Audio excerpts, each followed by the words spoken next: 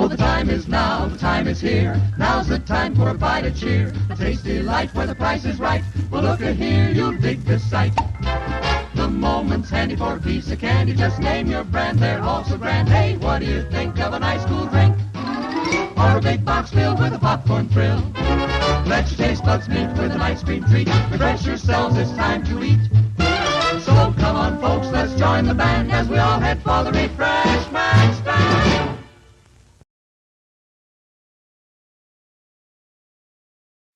When did the word gaslight change from a noun to a verb?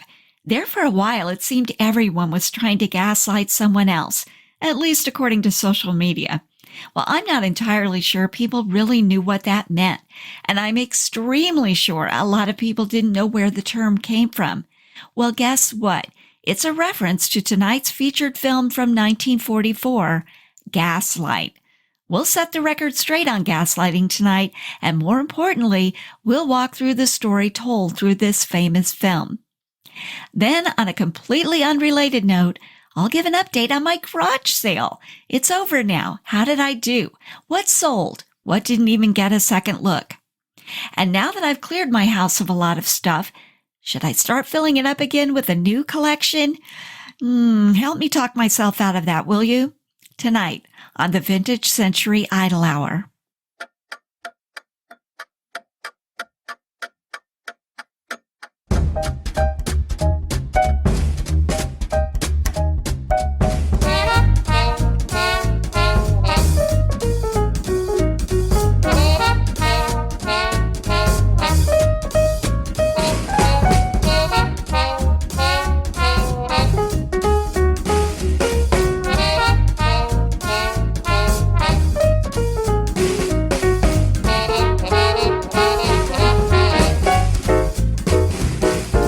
Everyone, please allow me to introduce our host, Jennifer Passarello. Thanks, Rodney. It's nice to have you here. I'm thrilled to be here with you. Thrilled? Well, wow. I love your enthusiasm. So listeners, if you regularly tune into our show, you may be wondering where Lorenzo is. Well, sadly, Lorenzo has left us.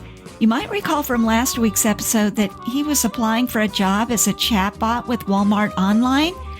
Well, he got the job, and then he left me high and dry. Well, we were able to do a little bit of pre-recording before he disappeared, so you will hear him later in this episode, but now we have Rodney, who's filling in. What a sad story. Yeah, so maybe you can tell us a little bit about yourself. Like Lorenzo, you're AI generated, right? Yes. Now, the agency sent you over. Do you have a lot of experience as an announcer? No, not as an announcer. I guess you could say I'm an actor. An actor? Well, that's exciting. Have you been in anything that we might have seen? Perhaps. I've starred in some motivational videos out on YouTube. Really? Yes. Maybe you've heard of the film. Stop just sitting there. You can do it. No, I can't say that I have. How about you're not incapable, you're just lazy? No. I'm particularly proud of that one. It's garnered 113 views on YouTube. Oh. I have a sizzle reel if you'd like to hear a sample. Oh, yes, I definitely would. Do you feel stupid, like the entire world has unlocked the secrets of success and you have misplaced the key? Rest assured, you're not stupid. You're just lazy. There are some things that you're really great at. You are amazing at sitting on the couch, for one thing. You have incredible endurance. You can sit and stare out a window for hours. Oh, and you can power nap like nobody's business. We have something to work with here. You don't need a life coach, you just need an alarm clock, a to-do list, and maybe a parent yelling, "I'm not mad, just disappointed," from another room. Get up, mate. That's the most important thing you can do today.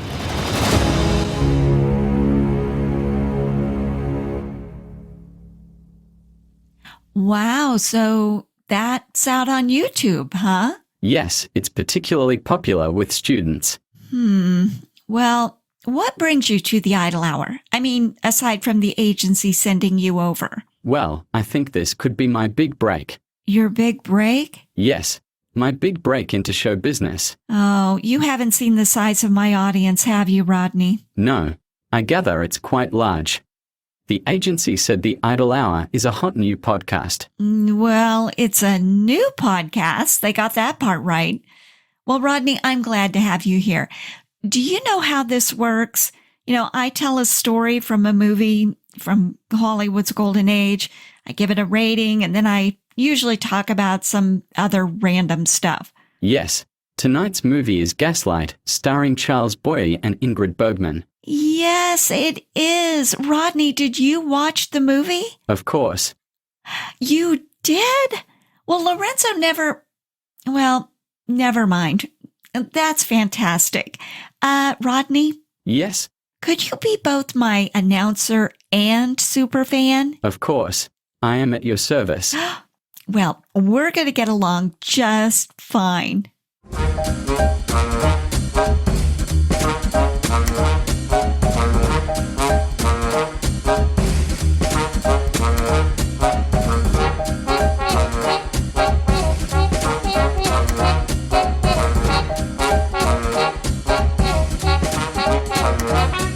Gaslighting. We've all heard the term, and we're going to see it in action in tonight's featured story. Now, there for a while, it seemed like everyone was talking about gaslighting. In fact, the word gaslighting was Merriam-Webster's Word of the Year in 2022. But what does it mean? Well, I think maybe the best definition is that of WebMD Mental Health. They said this: to gaslight someone is to manipulate them into doubting their perceptions or reality. Now, this is surprisingly and alarmingly easy to do.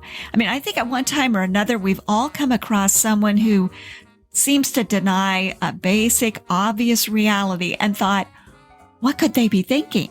Well, chances are they've been gaslit.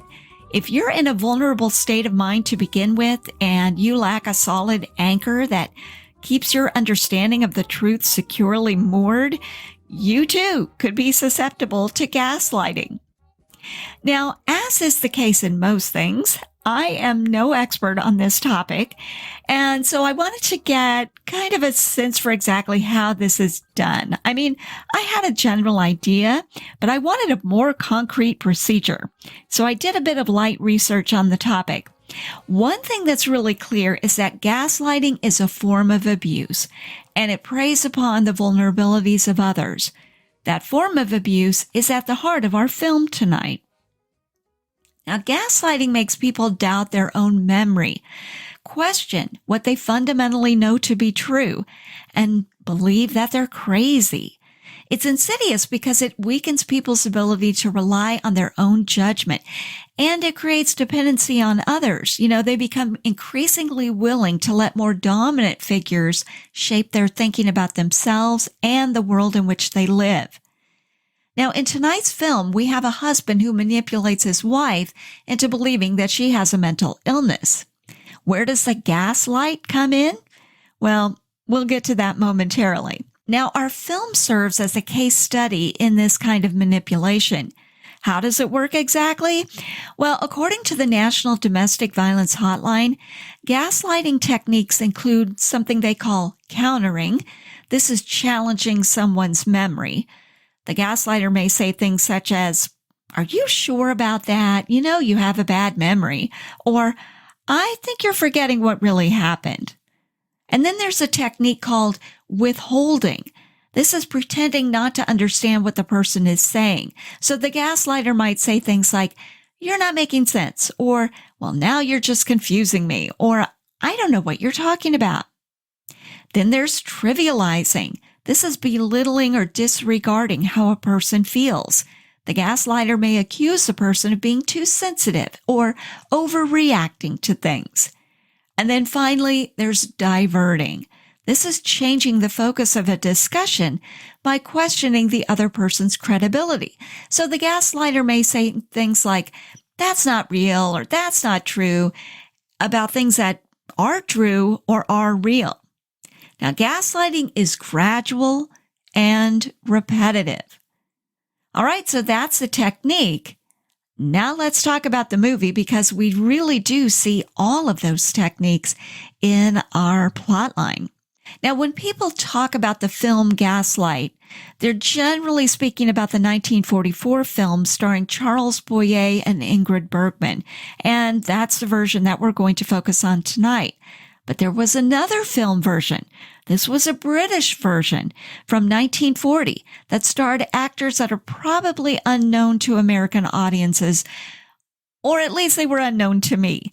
Diana Wynyard and Anton Walbrook were the leads. Now, I don't know these people, but you know who I do know? I do know the composer who did the score for the 1940 version, Richard Adensell. He did a score for another film, 1941's Dangerous Moonlight, and there's a very famous piece of music in that film called Warsaw Concerto. I've always been fond of the Warsaw Concerto. It's sort of this dreamy and melancholy kind of music. It's in the style of Rachmaninoff. Okay, well, as usual, I have digressed well beyond our beaten path here. Let's get back to that 1940 version of Gaslight. Now, I haven't actually seen that version, but I did do a quick check, and if you're interested in doing a comparison of the 1940 and 1944 films, the 1940 version is out on YouTube, and you can watch it for free. Generally speaking, the 1944 film is considered the superior film, although the 1940 version feels more similar to the original stage play. So, yeah, I should mention that there was a stage play before there were any films. So, this story has gotten a lot of mileage. The 1940 film was, as I said before, a British production, whereas the 1944 film was Hollywood all the way. It was glossier, slicker, and it had bigger name stars. Now, Turner Classic Movies says on their website that MGM tried to have all of the prints of the 1940 version of the film destroyed, I guess to eliminate competition maybe between the two films, or at least confusion about these two films. But I guess that project didn't really work. I mean, we still have the 1940 film, but the 1944 version so outshadowed that earlier film that no one really saw that one for decades. Now, Gaslight is a psychological thriller, which is a story that explores the mental state of the main character, trailing down the darker parts of the human psyche. Now, I went out to a favorite resource of mine, Masterclass, to find out more about this genre, and they describe 3 elements characteristic of psychological thrillers. Here's what they explain on their website. Psychological thrillers have major plot twists, an unreliable narrator or character. Now, suspense is created as a viewer tries to figure out who's telling the truth here. Who can we trust? There's lies, there's paranoia, there's flawed memories. Those things are all staples of the psychological thriller genre. And then finally, these stories tend to take place in a domestic setting. They take place in the home, and they often feature very ordinary seeming characters. This enables the story to kind of gradually introduce backstories of the characters that have a bearing on the more immediate plot at hand. Okay, well, we do see all 3 of those characteristics in Gaslight. So who were our stars for this film? Well, we had a trio of big names in this one, all of whom have made appearances on the Idle Hour before. Our first one is Charles Boyer. He plays the gaslighter, Gregory Anton. He's the creepy husband who does a number on his wife. Now, you might remember that Charles Boyer was in both of our anthology films from Idle Hour episodes 7 and 8, Flesh and Fantasy and Tales of Manhattan. Then we have Ingrid Bergman. She plays Paula Anton, our gaslighting victim. Of course, we met Ingrid Bergman back in episode 2 of the Idle Hour in Casablanca. I just love Ingrid Bergman. Isn't she beautiful? And of course, she's an excellent actress too. And then we have the dreamy Joseph Cotton. I love Joseph Cotton. We've run into him a couple of times on the Idle Hour. He was in Portrait of Jenny, as well as Citizen Kane. Now, in tonight's film, he plays Brian Cameron, an inspector with Scotland Yard who comes to Paula's rescue. Now, you know who made her film debut in Gaslight? Angela Lansbury. Yeah, she played the kind of saucy housekeeper, Nancy Oliver. Our director was George Cukor. He directed many well-known films, including 1950's Born Yesterday, which I really hate. I think I've mentioned that on a prior episode. I really consider that film to be unwatchable. But anyway, what about our Academy Award stats? Well, we do have a couple of wins and several nominations. Ingrid Bergman won an Academy Award for Best Actress, and Gaslight also won an Academy Award for Best Art Direction Black and White. It received nominations for Best Picture, Best Actor for Boyer, Best Supporting Actress for Angela Lansbury. Can you believe that? She was nominated for her first film. Well, she was really good. Now, it also received a Best Screenplay nomination as well as a nomination for Best Cinematography. This film has also been inducted into the National Film Registry. Okay, well, that does it for the background on Gaslight. In a moment, we'll get to this story. But first, let's hear a word from our sponsor. Yeah, that's me. And then we'll move on to a short musical break. Then it's off to Gaslight from 1944. Back in a moment. Hey listeners, most of you are tuning in from the major podcast platforms like Apple Podcasts and Spotify. Thank you so much for doing that. You know, this show is a creative outlet for me, and to think that there are people actually listening, well, all I can say is, wow. Few people will ever find this little show, and you did it. So again, thank you. Well, Vintage Century Idle Hour is also the name of my YouTube channel. If I could get more listeners out there, that would signal to me that I need to broaden my content on that platform. I already have some soothing animations to serve as a background for our show. They're dark and soothing and perfect for bedtime viewing. So if you'd like a little visual with your audio, check out our show on YouTube.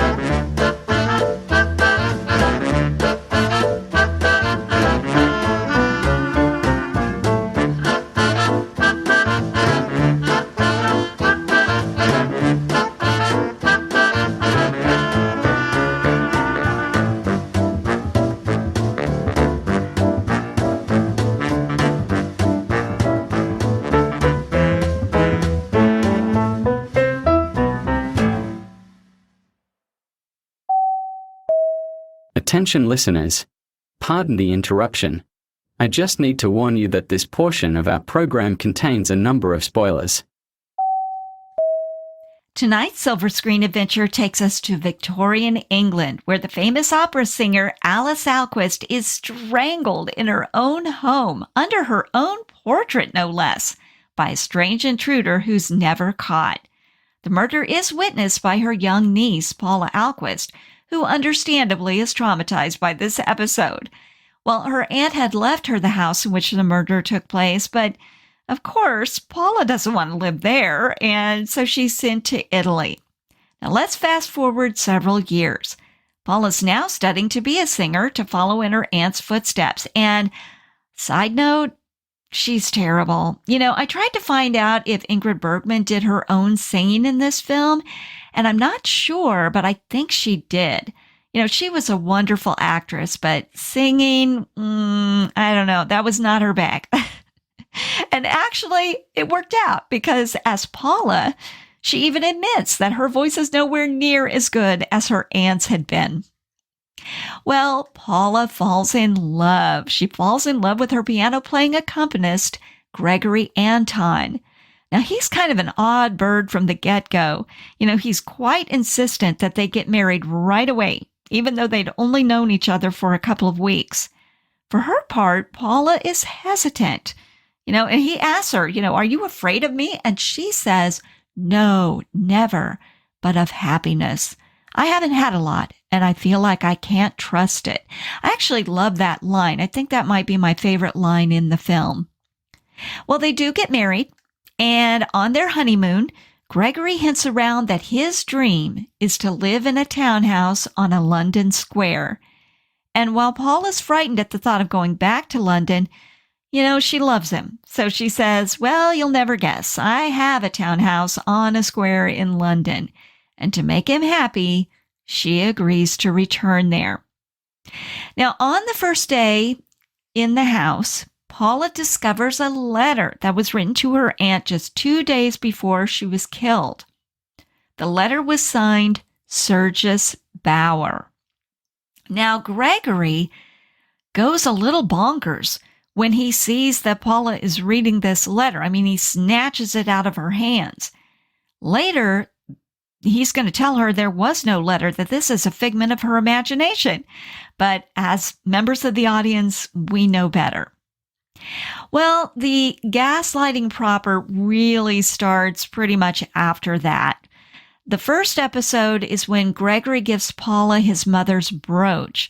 Now, she goes to put it on. They're going to go out for the evening. She wants to put on this beautiful new brooch, but there's something wrong with the clasp. And so instead of letting her wear it, Gregory takes the brooch and he kind of, in sort of an elaborate show of things, he puts it in her purse. He makes sure that she can see him putting the brooch in the purse. And when he does that, he says, now, be mindful of this brooch in your purse. Don't misplace it because you know how forgetful you are. Okay, remember the techniques that we were talking about before, those gaslighting techniques? There you are, classic case, right? Well, Paula is really surprised by this. She's never been forgetful, but she pushes that aside. They go out anyway. And guess what happens? She does lose the brooch. She's rooting around in her little purse. The brooch is not there. And you can see this look of disapproval on Gregory's face. And Paula, for her part, is devastated. She's so upset that she lost this brooch. Well, this just starts a very long sequence of Gregory accusing her of doing things she didn't do or questioning her memory. And he also begins isolating her. He doesn't admit any visitors to the house, and the two of them go almost nowhere. Now, one place they do go, interestingly enough, is the Tower of London. And, they go to see the crown jewels that are on display there. Gregory gets super weird looking at these jewels. I mean, he's in love with them. He can barely take his eyes off of them. And that fact will become important later on. Now, what about the gaslight? Where does gaslighting come in? Well, Gregory leaves the house every night to go off to some studio to compose music. At least this is what he's telling Paula. When he leaves the house, she starts hearing all these scary noises. She hears footsteps and odd banging and rustling sounds coming from the attic. Now, the attic is sealed. There should be no one up there. And that's where all of her aunt's old things are stored. Her costumes from her singing days, her old furniture, her papers, all of her things. Now, around the same time that she hears these noises, the gaslight in her room would go dim. This completely unnerves the already very fragile Paula. Now, let's have a word here about gas. So apparently in the Victorian era, when there was gas lighting, if you turned on a single gas light in a room, it would be fairly bright. But if you turned on the gas in another room, another light, that would draw some of the gas away and the light would dim. Now, that's the effect that Paula was seeing in her bedroom. But the problem is, there was no one else in the house, or, I guess the housekeepers were in the house, but she questioned the housekeepers and they said, no, we didn't turn the gas on. So there was really no reason for that light to dim. So, her room is getting darker. She's hearing these scary noises. This is really frazzling her. Now, I want to play an exchange between Gregory and Paula, and this takes place after a very embarrassing scene that happened when they went to this chamber music concert. At that concert, Gregory discovers, air quotes around discovers, he discovers that his pocket watch is missing. Well, when he checks Paula's purse, he finds that the pocket watch is in her purse. So essentially, he's accusing her of stealing his pocket watch. And she says, no, I didn't do it. I don't know how that watch got in there. And, he really scolds her. And there's a big scene and they end up going home. So let's listen in on this conversation. If I could only get inside that brain of yours and understand what makes you do these crazy, twisted things. Gregory, are you trying to tell me I'm insane? It's what I'm trying not to tell myself. But that's what you think, isn't it? That's what you've been hinting and suggesting for months now, ever since... Since what? Since the day I lost your brooch. Yes, that's when it all began. No, it began before that. The first day here when I found that letter. What letter? The one I found among the music. From that man called Bauer. Sergius Bauer, yes. I remember. Yes, you're right. That's when it began. Yes. I can see you still, standing there and saying, look at this letter, and staring at nothing. What? You had nothing in your hand. What? I was staggered. But I didn't know then how much reason I had to be. I don't know. What reason? I didn't know then about your mother. What about my mother? Your mother was mad. Oh, Gregory. She died in an asylum when you were a year old. That's not true. I've been making inquiries about Alice Alquist's sister. I've talked to the doctor who attended her. You'd like to see him? No. He described her symptoms to me. Would you like to hear them? It began with her imagining things, that she heard noises, footsteps, voices. And then the voices began to speak to her. And in the end, she died in an asylum with no brain at all. No, please. Oh, no. Now perhaps you will understand a lot of things about yourself and me. Now perhaps you will understand why I cannot let you meet people. Now, it's around this time that Brian Cameron, a detective, becomes suspicious of Gregory. Cameron had been a fan of Paula's aunts when he was a boy. And when he saw Paula as an adult, he couldn't believe how much she looked like her. Well, he had been researching the Alice Alquist murder, and he starts to feel like there's something up in the Anton household. He discovers that when Gregory leaves the house every night, he's not walking down the street. He's not going to some studio. He's going around to the back of the house. He enters an empty townhouse a couple of doors down. He walks across the roofline, and he enters the attic of the house that he and Paula live in. Now, why is he doing that? Well, he's desperately seeking jewels that Paula's aunt was known to have had. Now, remember, Gregory is really into jewels. I mean, we saw that at the Tower of London. He's kind of obsessed by them. He knows that Alice Alquist was supposed to have had these very valuable jewels, but nobody knew where they were. That's actually why she was killed. So the intruder killed her in the process of looking for the jewels, but never found them. And by the way, guess who the killer was? Gregory. Yeah, Gregory. Well, anyway, Gregory's going up to the attic every night. He's rummaging around, and that explains the scary noises that Paula hears in the attic. Well, he also turns the light on up there, which draws the gas down in Paula's bedroom. So Paula isn't going crazy after all. Cameron helps Paula see that, no, she's not crazy. She's just been manipulated.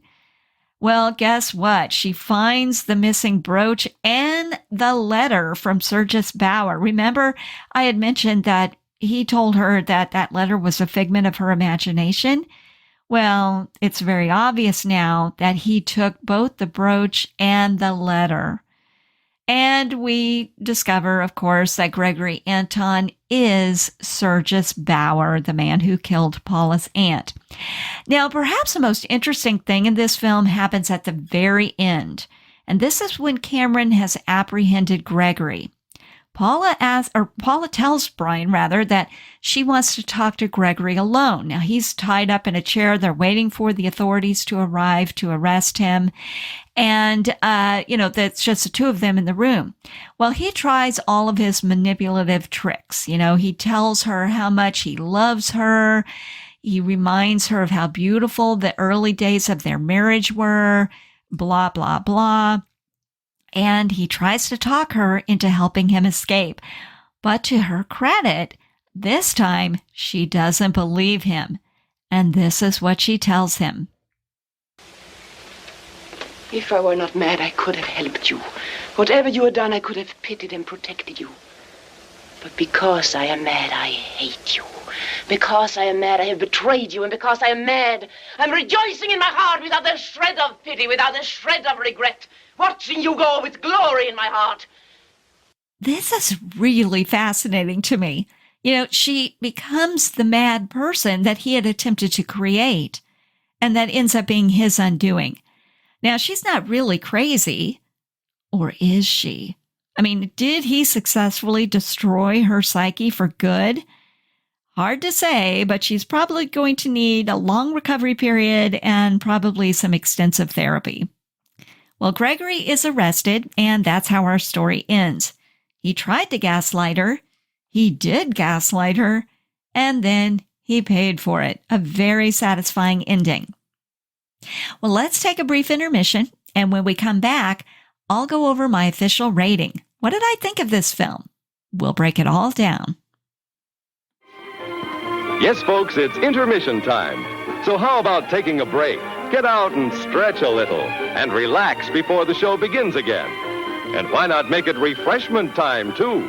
We have lots of tasty, delicious treats waiting for you at the refreshment center. There's hot popcorn, so golden good and fresh out of the popper. And all kinds of refreshing ice-cold soft drinks. Sizzling hot dogs just bursting with juicy goodness. Ice cream so smooth and delicious, you'll hanker for more. Plus, all the most popular candy bars and many other favorite treats. So why not visit the refreshment center now?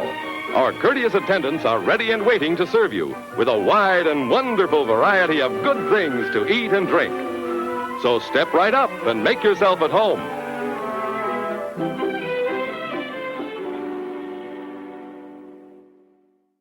Oh, Jennifer, Don't tell me. I know. It's time for the ad read. Yes, Acme has a new feature. Really? Yes, I wrote new copy for you. Okay, let me have it. Listeners, this portion of our program is brought to you by Acme's Swapmaster 500, a fly swatter of elegance and sophistication. Now with self-cleaning action at the push of a button. Oh, Lorenzo. Go on. Let's face it, while we all love fly swatters, we don't love the mess left behind after a successful campaign against that vicious invader, the common housefly. That detached wing, that eviscerated thorax.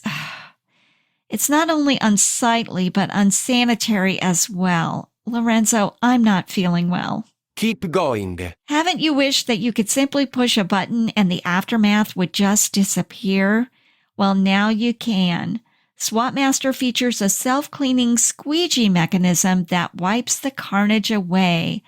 You can enjoy baby's birthday cake or that delicious hot dog without distraction. And don't forget to choose your favorite color. The Swapmaster comes in birchwood, midnight blue, and Bordeaux.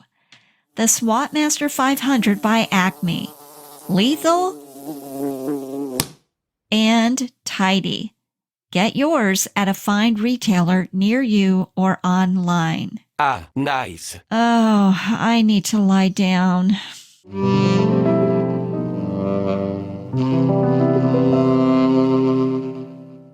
Jennifer, please tell everyone about our rating system. Our scale is pretty simple. We classify a film as either unwatchable, watchable, or rewatchable. An unwatchable film is really bad. In other words, it's unwatchable. A watchable film is one that's basically okay. It's entertaining, a pleasant way to spend some time, but nothing special. A rewatchable film is one that's really good, and it has enough depth and layers to reward multiple viewings. Is that it? No, one more thing. I have a worksheet that helps me calculate the rating. I essentially award points, or what I call diamonds, to films based on 5 factors: story, character development, writing, pace, and discussability. Now that's where I consider whether or not there's enough depth to a story to generate a lot of discussion. Anything else? Because this is dragging on. No, I think that's it. Then let's get on with the show.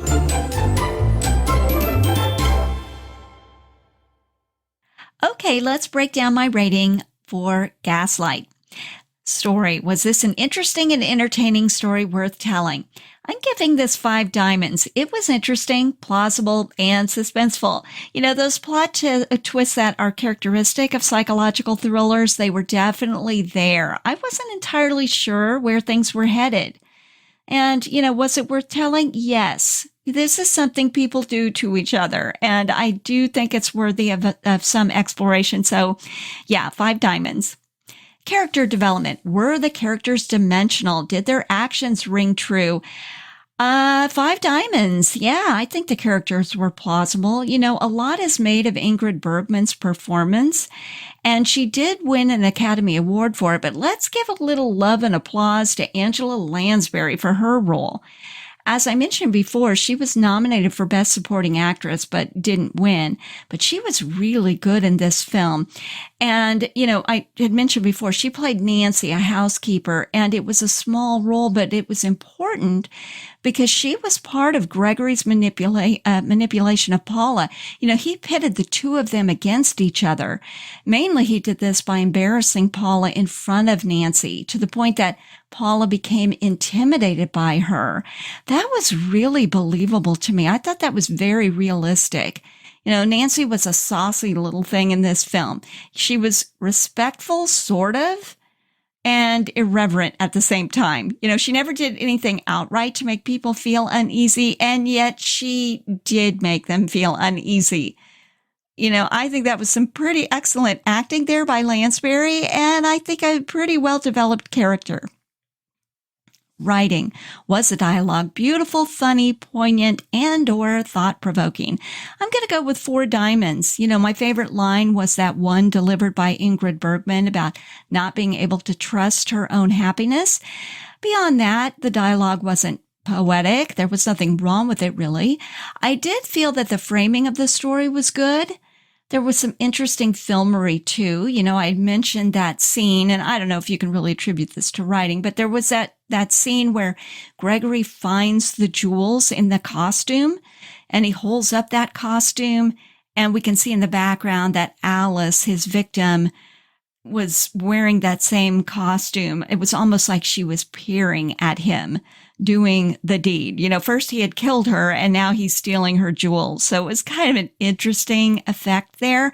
I also liked the foreshadowing that happened when we saw his love of those jewels at the Tower of London. That was pretty nice too. So I'm going to go with 4 diamonds for writing. Pace. At what speed did the story unfold? I'm going to go with 4 diamonds. I think that was mostly the right speed throughout the film. And then discussability. Does the story have enough depth to explore and analyze through discussion? I'm going to go with 4 diamonds, kind of borderline 4-5. I think the most interesting question that I would like to dive into further is whether Paula's ultimate hatred of Gregory is what really does make her mad. I mean, is she legitimately crazy by the end of the film? I think the answer is probably no. I think that's what most people would say. But hatred can do things to people. It can really kind of warp someone's psychological state. And she hated him at the end. And then, for Gregory's part, he had that obsession with jewels. Well, did that obsession make him mad? Or was the obsession with the jewels just some sort of a residual effect of overall madness? I just think the whole nature of madness, what is the nature of madness? I think there's some fodder for discussion there for sure.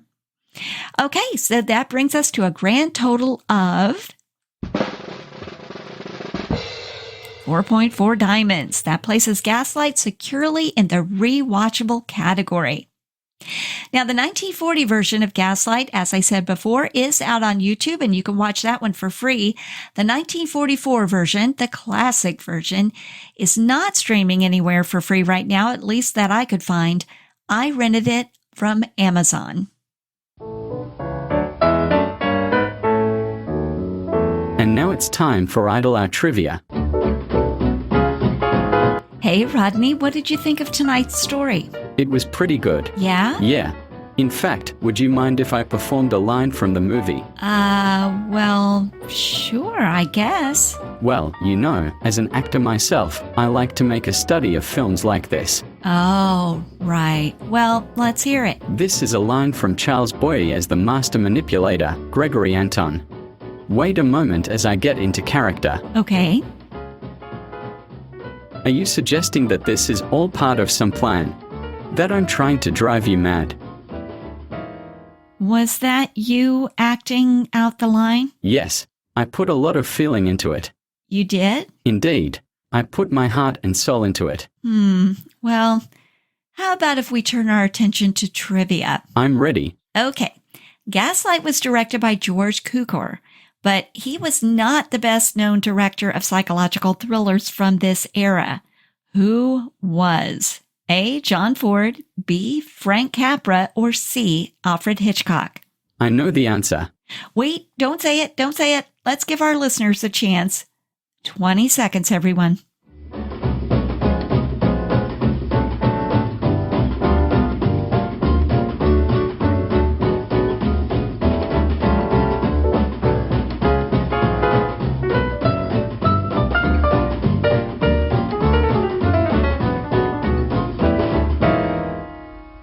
That's time. Who was the best-known director of psychological thrillers in the 1940s? John Ford, Frank Capra, or Alfred Hitchcock? What do you say, Rodney? Alfred Hitchcock, naturally. You are correct. I have a feeling you're going to do really well on these trivia questions, Rodney. Yes, Movies are my life. Yeah, well, Alfred Hitchcock directed several films in this era that could be classified as psychological thrillers, including Rebecca in 1940, Shadow of a Doubt in 1943, and Notorious in 1946. Excellent films, every one. Oh, you've seen them all? I haven't seen any of these films. Yes, all of them. Movies are my life. Yes, well, I can definitely see that.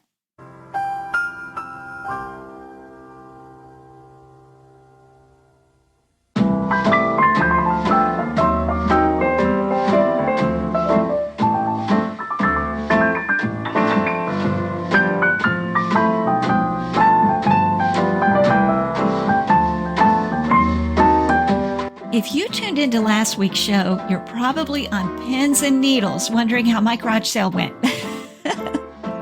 Well, it's over now, and I have to say it was my most successful sale ever.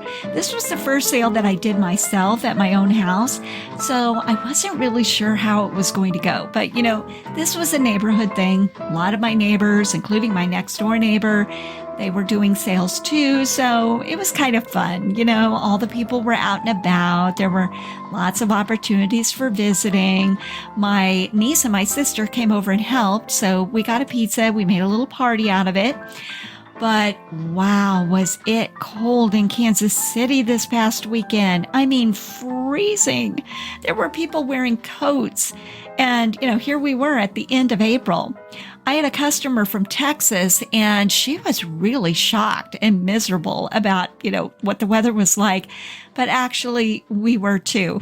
It was not a great garage sale vibe, to be sure. So I almost feel like the sale would have even gone a lot better if the weather would have cooperated. But anyway, it was pretty weird seeing all of my stuff arranged in my garage, and weirder still to see strangers picking through all of it and then carrying things out to their own cars. When we started on Friday morning, my garage kind of looked like a booth in an antique mall. I mean, there were just so many pretty things, or at least things that I thought were pretty. These are things that I picked up in my travels over years. I've loved vintage things and antiques all my life, and I've shopped antique malls all over the country and in other countries as well. I have, for example, a beautiful set of dishes that I picked up in a little antique shop in Old Town Prague in the Czech Republic. Now, those dishes were not for sale. I also have a stunning set of these little glass berry bowls that have gold leaf on them. I got those in an antique mall in Amsterdam. Now, those weren't for sale either. But anyway, my point is, I've picked up odds and ends all over the place, and most of them with the intent to decorate with them or at least do something specific with them. In reality, I just ended up storing them. They were down in my basement. They were getting dusty. So I decided it was time to let them go back out into the world.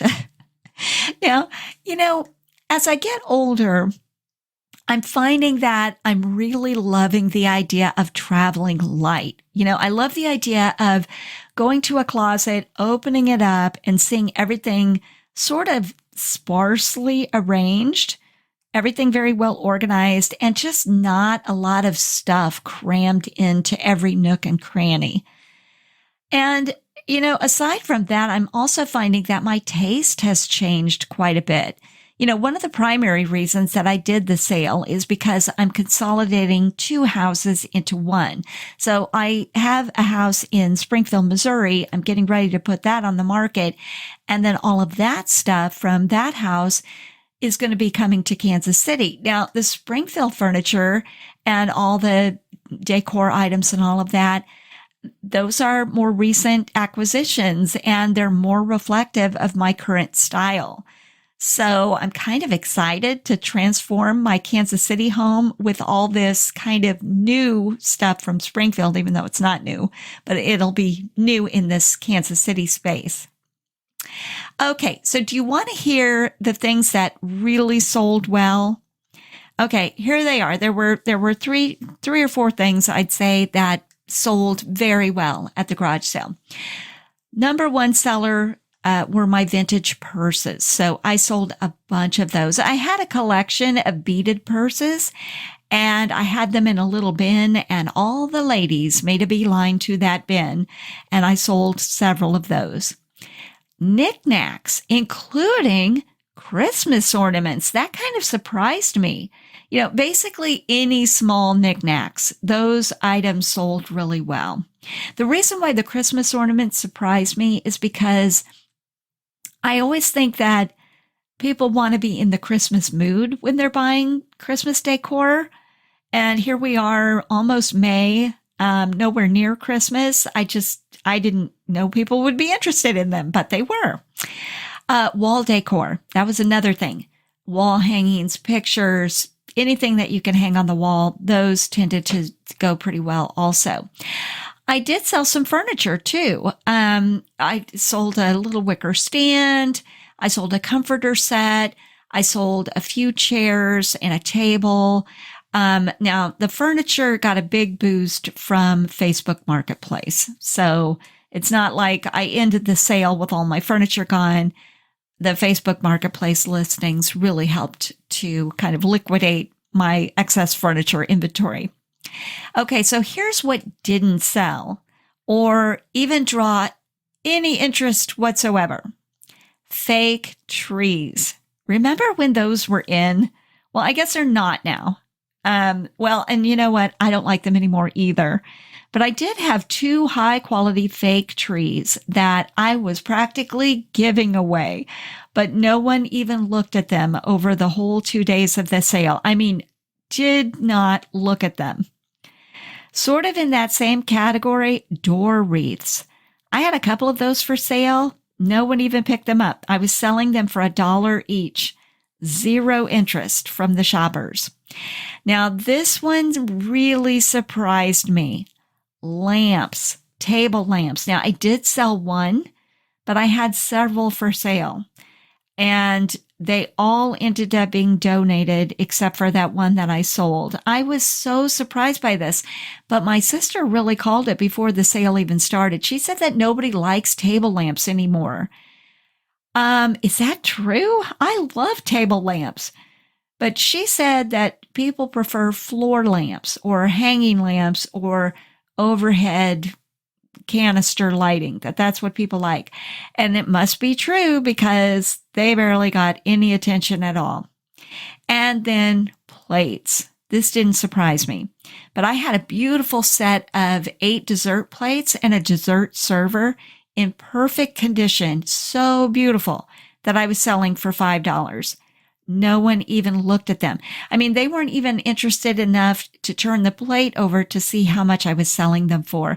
I ended up giving them to my niece, Mary, who decided she wanted them. I'm not really so surprised by that. I think women continue to love dinnerware, but I don't think they necessarily want the old stuff or the stuff that looks old. So that didn't surprise me so much. Now, one of my neighbors was selling baby clothes and baby furniture, which you would think would fly out of her garage. But she had a lot of it left over by the time we wrapped up on Saturday. I did not sell any clothes because my sister is a clothing reseller on eBay, so I give her any clothes and shoes and that kind of stuff that I want to sell. Or I don't even, I just give them to her to sell and she can do whatever she wants with them. Will I do this again next year? Well, I'm not sure that I'll have enough stuff for a sale next year, but I have to say, I really did enjoy the process. So I don't know, who knows? There's something sort of cathartic about clearing things out and making room for a new life. I see a lot of things on YouTube about how to reinvent yourself or how to make a fresh start. Well, I don't really know anything about all of that, but it would seem to me like a great first step is to shed your stuff, clear it all away so you can begin again and begin differently. Well, if you're listening to this out on YouTube, let me know in the comments what you look for if you go garage sailing. I really want to know. It might be helpful also to others who are getting ready to do a sale of their own. I don't go to a lot of garage sales, so it's all really new to me. So does this mean, now that I've cleared everything out, does this mean that I'm not going to go antiquing anymore or buy pretty things? Okay, that would be a hard no. Old habits die hard. But I do want to be a little bit more thoughtful and discriminating about what I collect, which is why I'm really struggling with this collecting temptation that has been gnawing at me for years. Now, if you've been listening to this show for a while, you know that a few episodes back, I talked about Avon perfumes. I have a collection of the perfumes in Avon's Far Away line. Oh, hey, by the way, I did sell my 2 least favorites at the sale. So those are gone. But anyway, I have found that I love these Far Away perfumes. They're part of my morning routine. I especially love Far Away Gold. That's my favorite. I love Far Away Aloha. I love Far Away Beyond the Moon. That's what really got me started down this path. And I actually really love the original Far Away too. These are not fancy perfumes. They're not expensive, but I think they're lovely. Well, I have kind of an odd fascination with Avon in general, not just the perfumes. And that would include the glassware that they used to sell. Now, I'm aware of a few lines of glass dishes that Avon produced. There's the ruby red Cape Cod. These are in virtually every antique mall that you ever go into. They're extremely common. Then there's the less common royal blue sapphire dishes. Those are beautiful. They're kind of a dark cobalt blue. There's the George and Martha Washington glass. Now, I usually just see the stem glasses in this pattern. I think there might be some other pieces in that series too, although I don't know if there's like dinner plates in that one. I'm not sure, but the glasses are pretty common. And then the raised coin glass. Now, I think the raised coin collection, I think those are just serving pieces. I don't think there are any glasses or, dinner dishes or dinner plates rather, with that collection. Now, as I said, there may be others, but these are the ones that I come across. Now, the ruby red Cape Cod and the blue sapphire are the ones that just draw me like a tractor beam when I spot them in an antique mall. And after deliberating for years about the ruby red Cape Cod, I finally purchased a set of the napkin rings a while back, and they are stunners. I considered putting them in my sale for a fraction of a second, and thankfully I didn't, because now I'm back to wondering if I should start collecting the entire set. Now, do I need this set? No, I do not. That's not the point though, is it? They're just so beautiful, and the quality is really good. I mean, these are heavy, substantial pieces in deep, deep red. So beautiful. Now, I don't know a whole lot about the Avon Cape Cod line, but here's what I know. It debuted in 1975, and it was discontinued in 1992. Now, if I were to start collecting them, the dishes and the glasses and all the things, they would be the only red items in my entire house. So again, does it make sense for me to collect them? No. But again, not the point. They're just pretty. Well, I'm tucking my little napkin rings away for now. I'm not going to start filling up my house again right away, but who knows? If I happen to be wandering around an antique mall, minding my own business, and a piece jumps into my shopping basket, I mean, what can I do?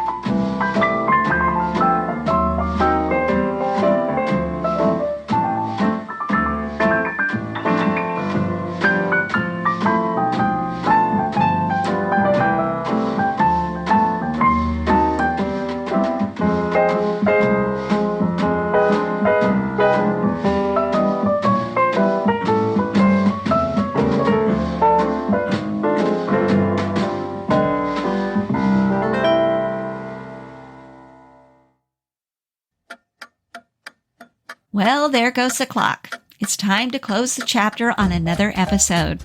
So, Rodney, what did you think of your first Idle Hour show? It's been the most meaningful experience of my life. Wow. Well, thanks for stepping in on such short notice. My pleasure. Well, I think you're going to make an excellent new AI-generated announcer and superfan. And thank you, listeners, for hanging out with us today. Remember to check out our YouTube channel, Vintage Century Idle Hour. And, you know what? I keep forgetting to let everyone know what our upcoming film is going to be. Next week's story is Sunset Boulevard. Yeah, we're finally getting to that one. I know it's come up a couple of times already, and now we're going to do a deep dive on it. So you have several days if you'd like to go out and watch it before our next episode. Well, have a great week, everyone. And when your week is through, come on back and see us. We'll be waiting for you. Say goodbye, Rodney. Goodbye, everyone. No, you're supposed to say goodbye, Rodney. I did. I said goodbye. No, goodbye, Rodney. Goodbye, Jennifer. No, haven't you seen George Burns and Gracie Allen? No, I don't understand. Goodbye. Goodbye, Rodney. Goodbye, Jennifer. No, that's not it.